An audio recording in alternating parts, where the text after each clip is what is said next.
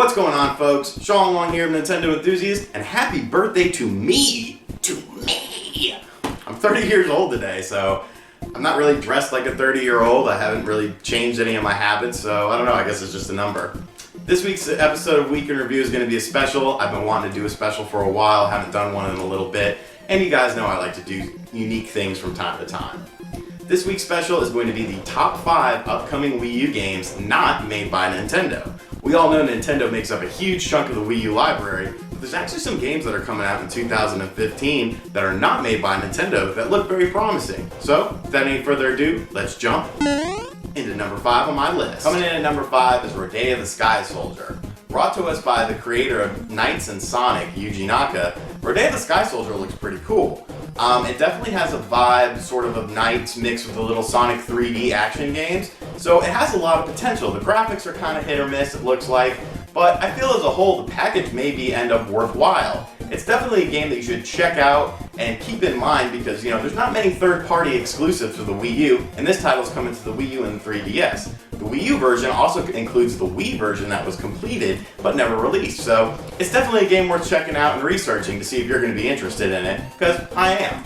The number 4 game on my list is a game that released originally on the PlayStation 2, but not a lot of people noticed it because during that time frame, 3D platformers were pretty common. Nowadays, everything's a 2D platformer, so this game has a better chance of sticking out. Legend of K Anniversary Edition. The game is going to run at 900p, 60 frames per second on the Wii U, and that's pretty impressive considering that some Nintendo-made games don't even run that well. It's a 3D platformer, there's a lot of levels, a lot of moves, there's going to be online leaderboards, plus it's budget priced at only $30 and it will be a retail release. So there's a lot of potential with this game. I'm not saying it's going to be great, but again, much like Rodea the Sky Soldier, it's a game to definitely keep your eye on, especially at that budget price. Coming in at number 3 is another game that will see both a retail and digital release, Mighty Number 9.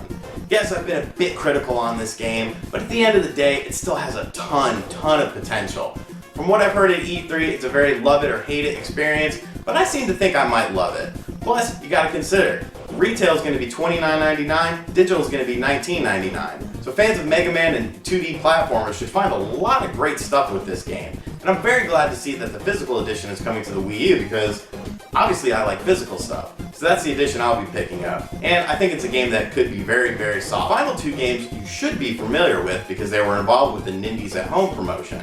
Number 2 is Rive from 2 Tribe Studios. 2 Tribe Studios always makes top-notch indie games, and Rive just looks amazing. It plays amazing, it's very fast-paced, it really changes up the shoot-'em-up genre, and it was a hell of a lot of fun. I can't wait to get my hands on the final edition of it, and I think it has a lot of potential to be one of the best indie games of the year. So definitely, if you're not familiar with Rive from 2 Tribe Studios, familiarize yourself with that because it's going to be a hit, and I think it could be a very powerful game. My number 1 game is another indie game. If you know anything about me, you know I love the original Sonic the Hedgehog games. I love them to death, they're some of the best games ever. So when I saw Freedom Planet was coming to the Wii U, my eyes lit up.